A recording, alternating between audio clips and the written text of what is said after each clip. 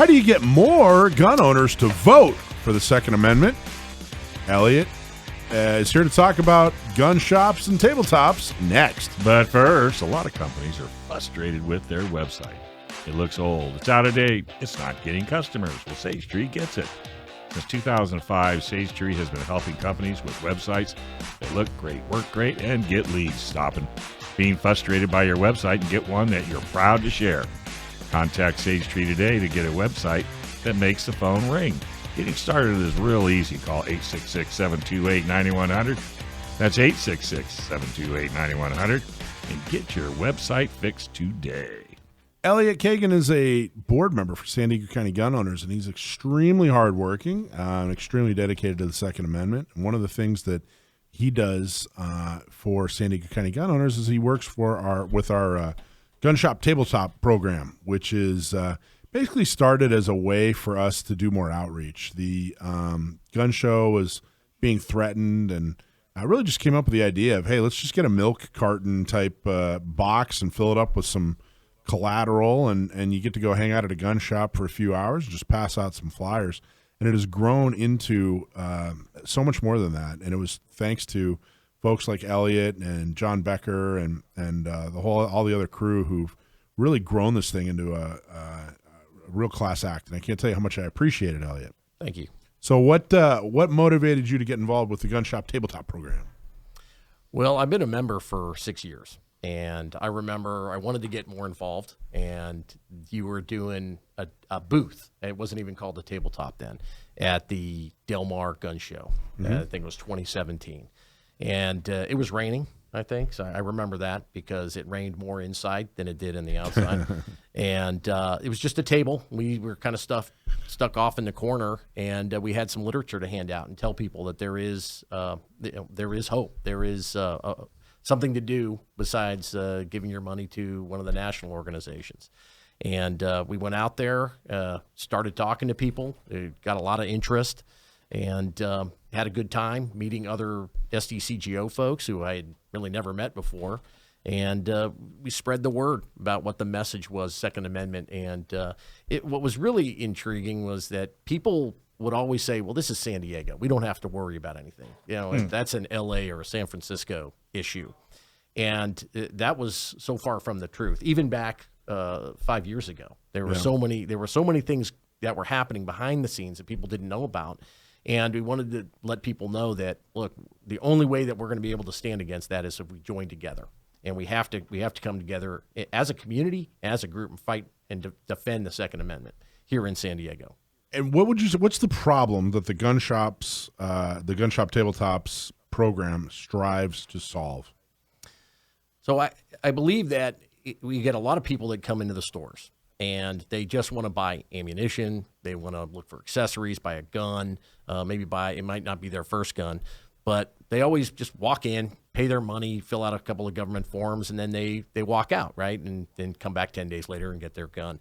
What they're missing is the next part of it, which is defending your right to continue to do that, to go into a gun store and buy ammunition, get training, buy accessories or parts. And so it can be a very narrow focus if you're just thinking, I'm just going to buy this object, and you don't realize that your rights are being threatened here in California especially, but in San Diego. So part of being a gun owner is standing up for your rights and making sure that you are ensuring that legacy, not just for yourself, but for your kids and for other family members. And how do you know success when you see it? When you're working a tabletop, what does success look like? That people. So one of the things that we're trying to do is we want to do outreach. We want to share the message. We want to at least get to, well, especially now, we want to get the voter guide in as many hands as possible, because that's the way that we're going to accomplish our goal. We're going to elect true Second Amendment candidates to office. And then, hopefully we don't have to sue the government every time that they want to infringe on our rights. So success, I measure that by just the number of interactions that I have with folks that are come by. And if they sign up for the newsletter, that's great. That's the first thing that we want them to do, because that way we can stay connected and keep them engaged. If they want to become members, that's great, but that's not the most important thing. We always love people and encourage people to be members.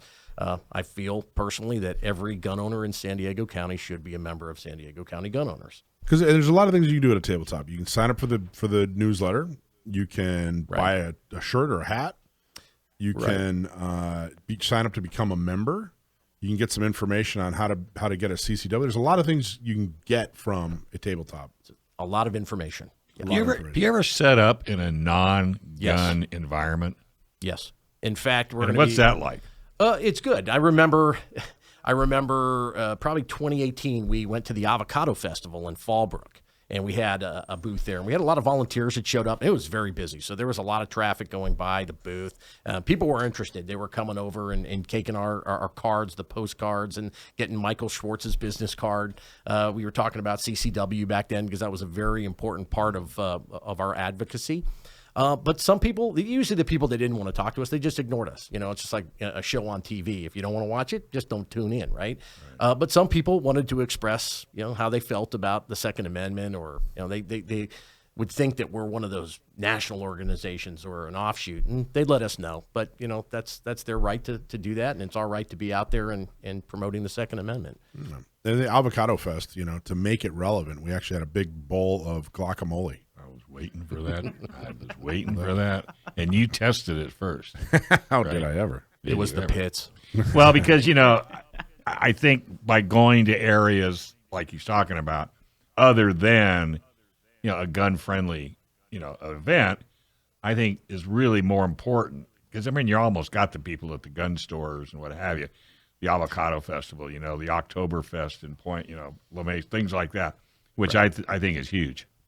It is. You would think that everybody that walks into a gun store just automatically says, "I want to join your organization." Some, there are people that just they just say no, thank you, and they walk by. What do you think the pushback is? Why if you're a gun owner and you're passionate about the Second Amendment, and you don't like these laws, what do you think the pushback is? Well, so the number one reason that we get, and people who tell us that they're not interested, they don't want to sign up for their newsletter, they don't want to become a member, is that they don't want to be associated with a group that the government would know about.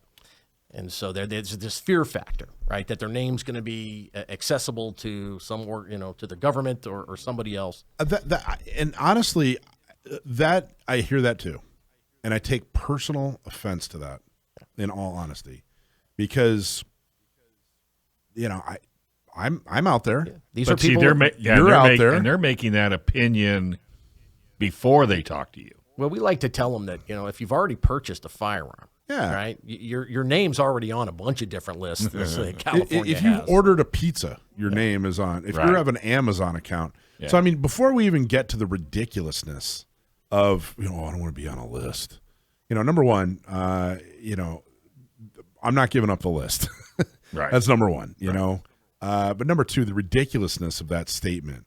They're already on 57 other lists, but the other part is it's honestly, everybody in this room is, public about being, you're a volunteer who's putting on this tabletop. You're putting it out there. Absolutely. For someone else to be so, I don't even know, but so, that's just the most ridiculous, offensive excuse I can think of. So a lot of times people feel like, and it's commensurate with the laws that California puts forth, right? They want you to feel like you're a criminal when you're not. You're a law-abiding citizen. You're a gun owner, but they do in Sacramento, current climate, and it's been this way for 20 plus years. They want you to feel like you're a criminal, right? Because they want to shame you or put fear into you so that you don't buy a gun, or you don't associate with an organization like SDCGO.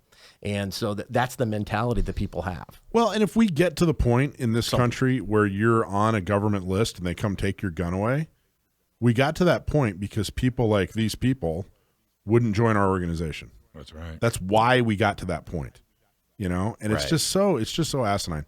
So talk a little bit about what's your day job, Eliot? So I work for a local company here in San Diego. I manage an IT department. So I'm a geek or nerd, whatever you want to say. I'm going with nerd. Okay, let me tell you where I live because I've been having computer problems all day, and I'm going to throw that SOB out the window, then shoot it. Oh, don't do that. Don't do that. God, I hate that thing. But An Atari 2600 is not a computer, Dave. It's not. I almost got it figured out.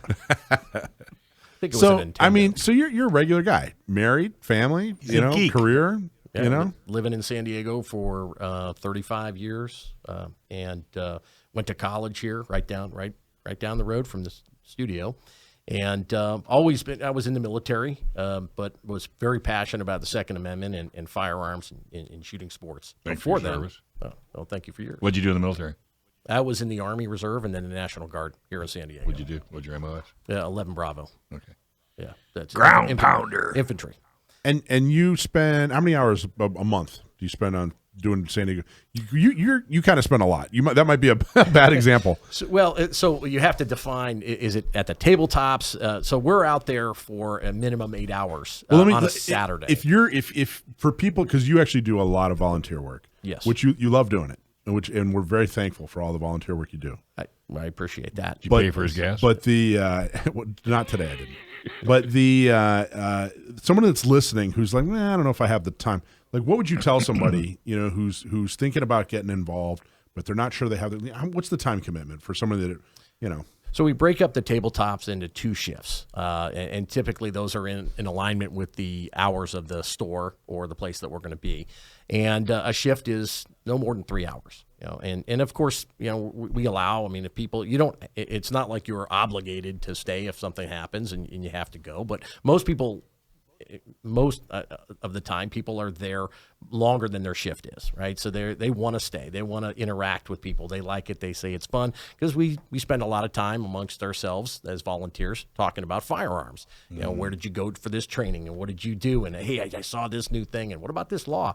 And those are, a lot of times those are the same questions that we get from people who come up to the tabletop. What do you know about this? And I heard that CCWs are impossible to get. And the time flies. Yeah. 1 minute you're there, next minute your shift's over. We're packing up and leaving. And Well, it's like sitting here for 2 hours. We only got 30 minutes left and we're done. What, really?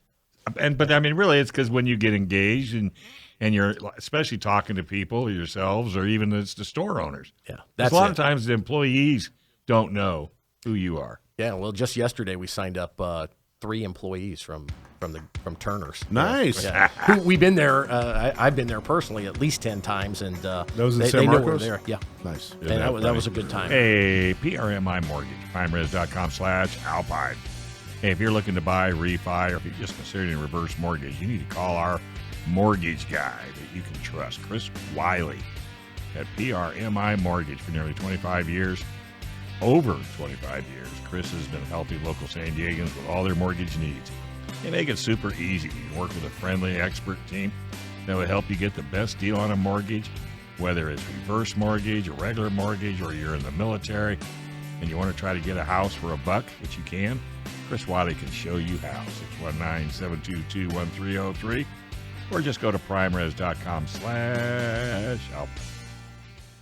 All right, we're talking to Eliot Kaagan, who's San Diego County Gun Owners board member and also heavily involved in the gun shop tabletop program. So how long did you have to study and how many classes did you have to take before you were ready to volunteer at a tabletop, Eliot?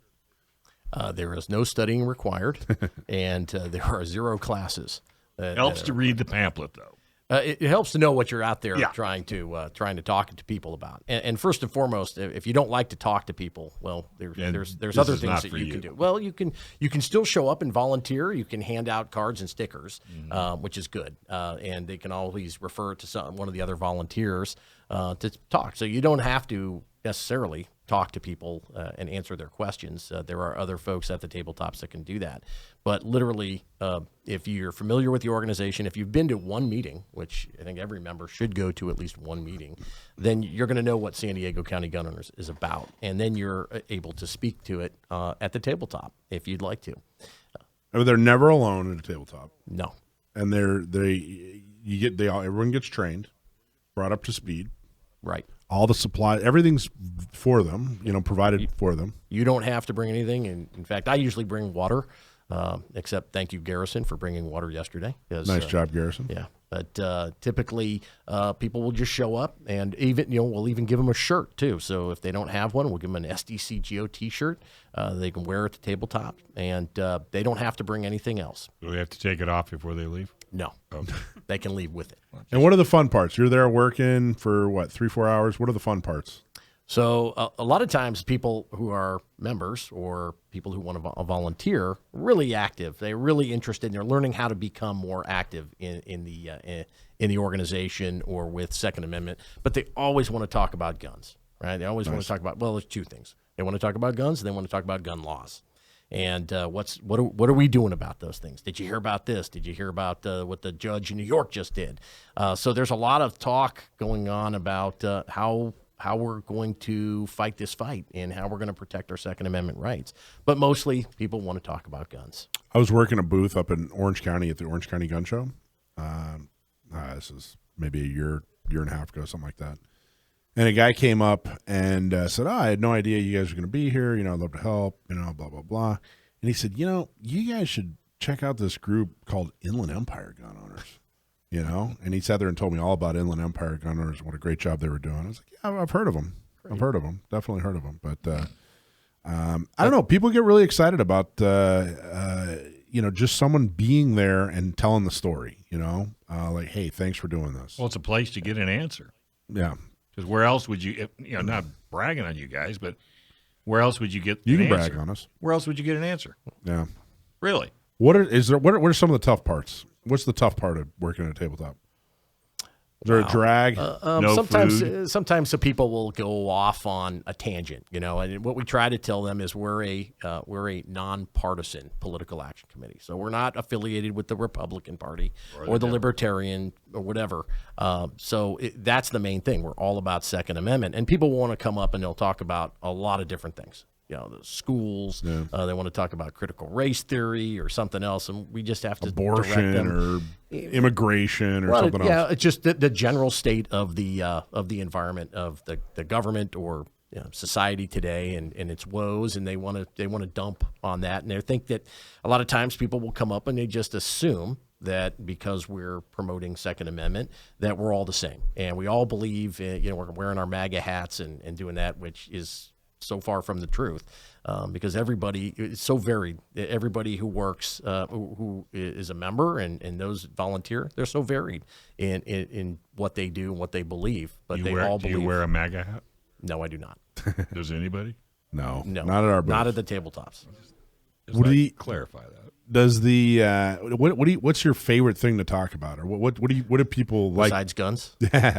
When you're talking to somebody and you really want to sell them on the organization, what's the thing that you like the most?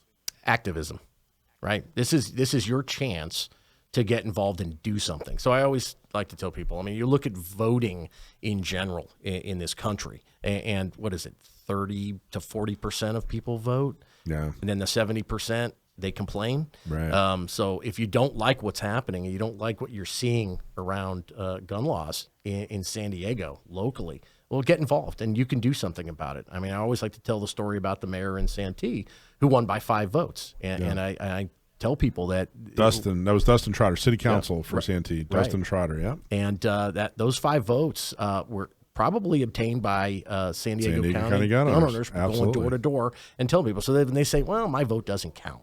I don't matter. Well, that's because everybody thinks they're cheating. Well, and that's a challenge that you have to overcome. People can believe that, but for the most part, you can either say, well, there's cheating, or I'm not going to vote, or you could overcome the cheating and the non-voters by voting. Exactly, because your vote does count. Exactly. I know Mike and I used to get into it. Well, and if for people who think, well, gee, however 100,000 people vote in what's one vote? Congress, what's one vote? Okay, well. Then if you want your vote to count, if you want to be involved in a race where your vote counts, you can actually make a difference. Get involved with us because we're on city council, school boards. We can actually get people elected. Yes, we can actually have an impact on that. One person can actually have an impact. What did George Carlin always say? If you didn't vote, you can't complain. Well, there you go. It's as simple as that. Even if you do vote, don't complain. Doesn't help. No, I'm just saying, get more active. Get involved. Just get more active. Get involved. But what's the saying? For evil to triumph, just good men to do nothing. Yeah, just good men. Good people to do nothing. That's right. You should write that down. And that. And that's totally mess that up. And that's if you want to be a good person and stop evil from triumphing, then boom, get involved in San Diego County Gun Owners. Exactly. Because you're not going to wake up one day and these laws are going to be over and done. And we win all the lawsuits and, oh, look, Sacramento's not going to pass another gun control law, which will be ineffective. You have to continue to fight. You have to become involved. You have to learn. And that's the other good thing about it, too, is it's a process of learning. I've talked about people who come up to us and they, either they want to talk about the conspiracy theories or they just say, I don't want to be on a list.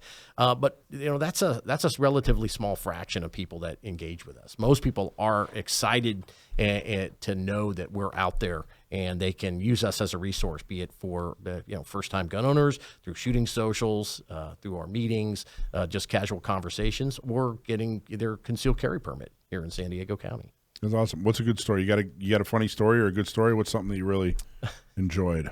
You just meet a lot of interesting people at the tabletops. And we were at Duncan's Gunworks last year. I think it might have been even earlier this year. And we met the most interesting guy ever. We call him Trucker Steve. I don't know if you're out there, kudos to you. He was so pro Second Amendment. Not sure why he was at the store, because he stood around at our tabletop for 2 hours talking to us, telling us the history of long-haul trucking, his whole career, and what he did. The guy looked like a surfer. I mean, he had flip-flops and board shorts, but you never would have known that he took these rigs all around California, in and out of the state, and he had some crazy stories. And none of them which were really Second Amendment related, but it was you're listening to this guy. It's an amazing life. When you ride in a truck by yourself cross country, that's a tendency. Yeah.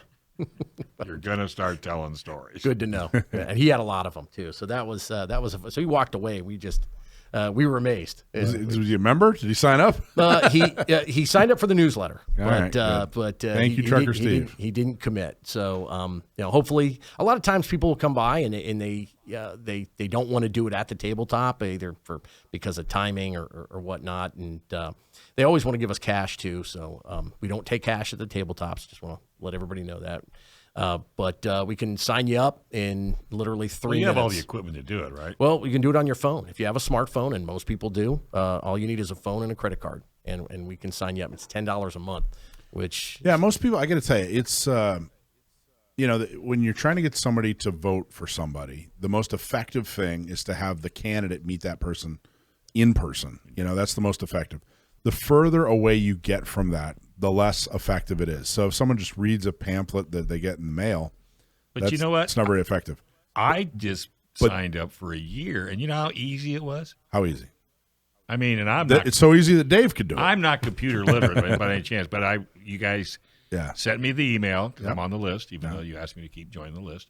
So I'm on the list, and I thought, you know what? I wonder how tough this is going to be. And next thing I know, my money was gone. I mean, you hit one button, you hit another button, you put a credit card, and it was gone. Yeah. These tabletops, where I was going was, these tabletops are amazingly effective because you're a gun owner, you're talking to other gun owners. Yeah. There's instant trust there to some extent, and you're telling them, hey, look, here are the people we as gun owners have vetted and are we want you to support. Sometimes we'll even have the candidates come out to the tabletops. Just a couple months ago, Dr. Melanie Burkholder, who's running for city council in Carlsbad, was at the tabletop in Carlsbad at Gunther Guns, and she stood there for about 4 hours and met people going in, telling them about her candidacy and what she stood for. She's a great lady, a great candidate, wonderful person. And I think the Sportsman's Warehouse on Thursday, you guys had a booth. Garrison had a booth, and Rob McNellis, who's a candidate for Santee City Council, I think he came out. Yeah, didn't he? Yeah. Said hi, I believe. Should have. Rob, I hope you did. Anyway. Yeah, and it's always great because, like you said, when you have a candidate there, I mean, people will tend to open up. They're going to ask them the questions, right. And they get to hear straight from the horse's mouth, so to speak, that this is what I stand for and this is what I'm going to do. And just the fact that those candidates are there at a SDCGO tabletop speaks volumes. So, what does this do for you? Why do you volunteer so much? What does this do for you personally?